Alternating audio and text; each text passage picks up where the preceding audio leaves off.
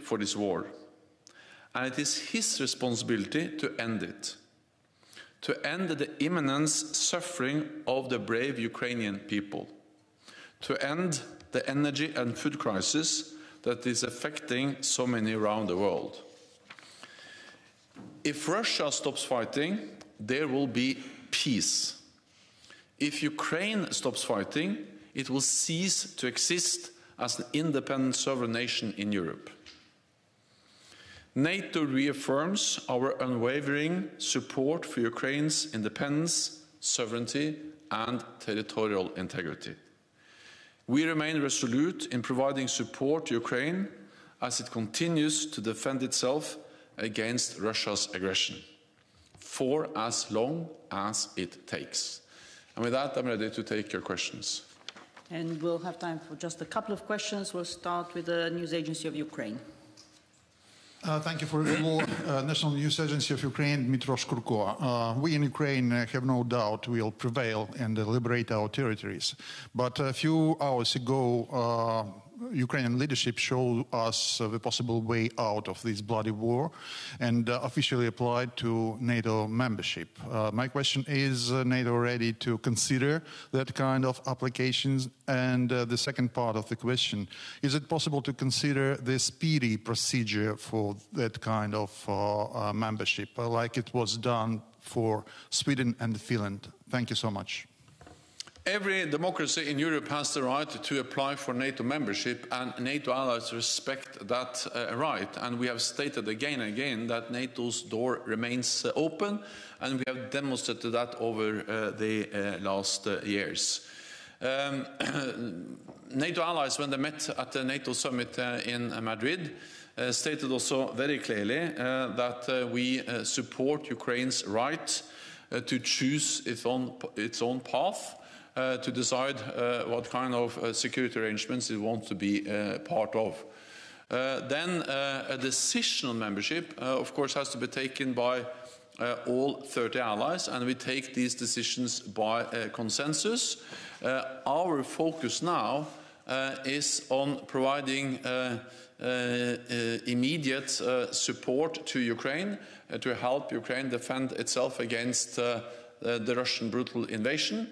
And then that's the main focus and the main effort of NATO allies as we speak.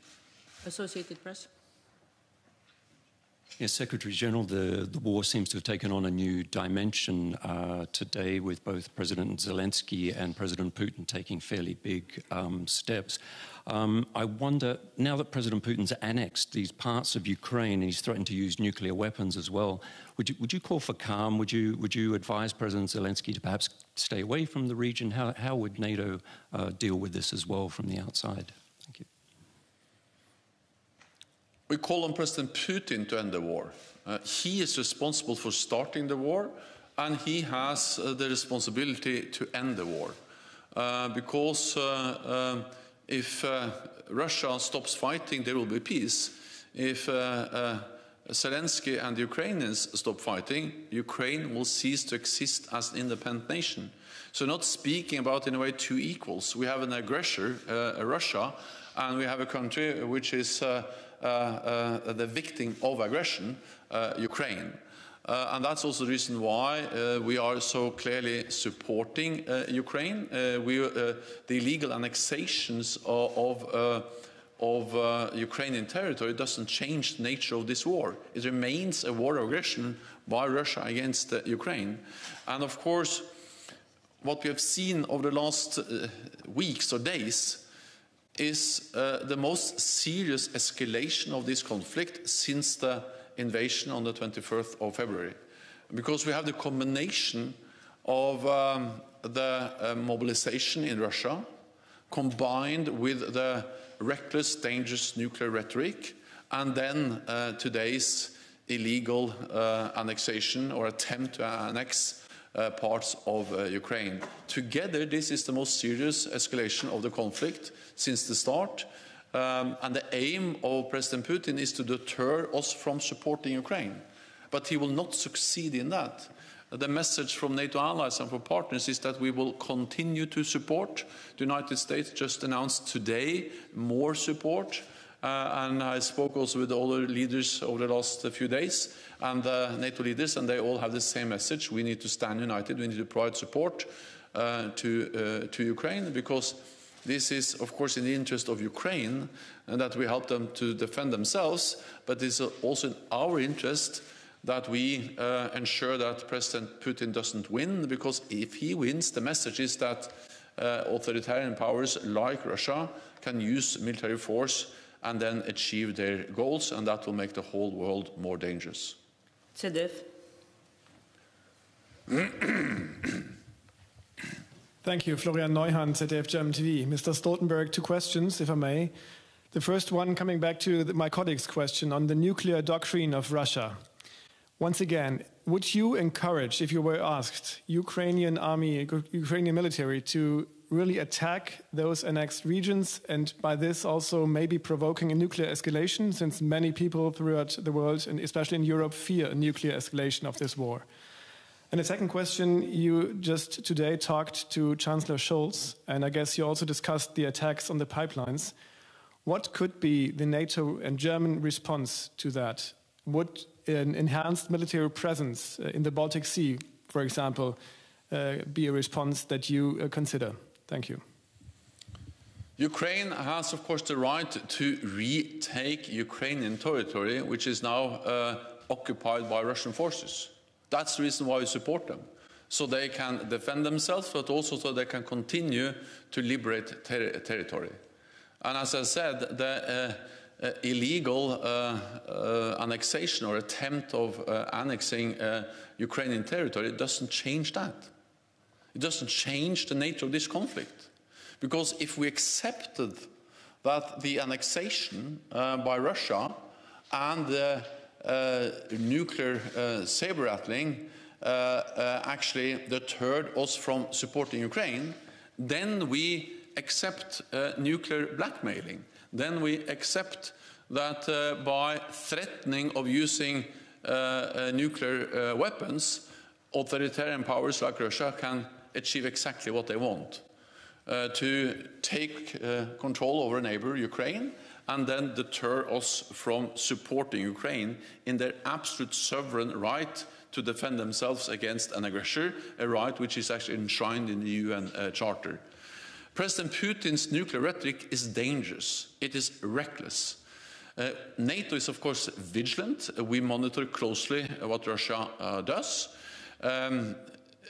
Russia must understand that the nuclear war can never be won and must never be fought, and it will have severe consequences for Russia if they use nuclear weapons, and this has been very clearly conveyed to Russia.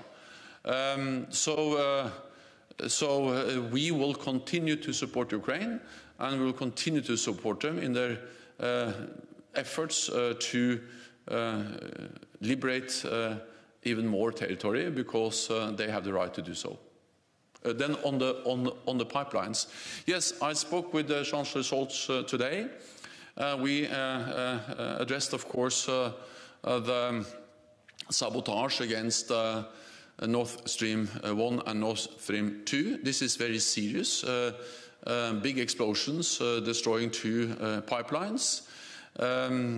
We support also the efforts of which are ongoing efforts of investigation to reveal the facts and to determine who was behind these attacks. NATO and NATO allies are present with naval capabilities, where planes in the Baltic Sea, in the North Sea. And of course this sends a message of allies and NATO readiness to protect and defend each other, also critical infrastructure. These allies are, these capabilities, these planes, these ships are also collecting information, data, which can be helpful both for the ongoing investigation, but also to monitor these critical energy infrastructures.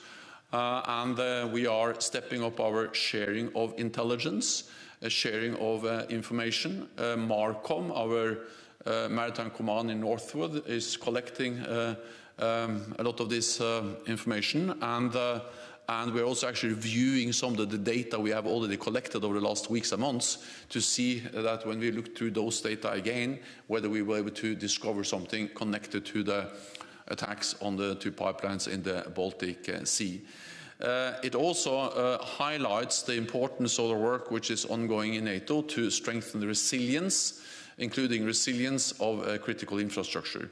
So a military presence to send a message of deterrence, to collect and monitor, collect data and monitor the infrastructure, and then share information and step up resilience are the most important ways NATO and NATO allies are now supporting each other to prevent anything similar to happen to any other critical energy infrastructure. Final question, Wall Street Journal. Dan Michaels with the Wall Street Journal. Coming back to some of the issues already raised, but thanks in large part to support of NATO members, Ukraine has had notable success on the battlefield over recent weeks. But it does seem that the more success Ukraine has on the battlefield, the more erratic, belligerent, and potentially dangerous Mr. Putin becomes. So does this change the way you approach the situation? Does it make you more cautious? Or in any way, this fact that the better Ukraine does in fighting the Russian troops, the bigger the threats seem to be from Moscow? Thank you. It doesn't change what we have to do, and that is to support Ukraine. Because if we let Putin win in Ukraine, it will be catastrophic for Ukraine. Ukraine will cease to exist as an independent sovereign nation, but it will also be dangerous for us. It's not as if inaction is not a risk. Inaction is a great risk, because that will create a world where Putin will see that with impunity he can use military force, invade a neighbor, and then establish a sphere of influence. So when you listen to what he has said, not only about Ukraine, but also about members of NATO, Eastern allies, that will be a world that will be more dangerous for all of us. So yes, we are faced with a dangerous war in Ukraine, but it's not as if that war will not be dangerous anymore if we allow Putin to win. In many ways, then we will at least increase the long-term risks for all of us. And that's the reason why we pay the cost of supporting Ukraine, knowing that the price we have to pay if we don't support them, most likely will be much higher. We are monitoring closely what Russia is doing. We haven't seen any changes in their nuclear posture. We are vigilant. We are sharing information. And we have conveyed very clearly to Russia that there will be severe consequences if they use nuclear forces against Ukraine. We also have to realize that we speak about different types of escalation. One thing is escalation within Ukraine. We have conveyed clear message on that.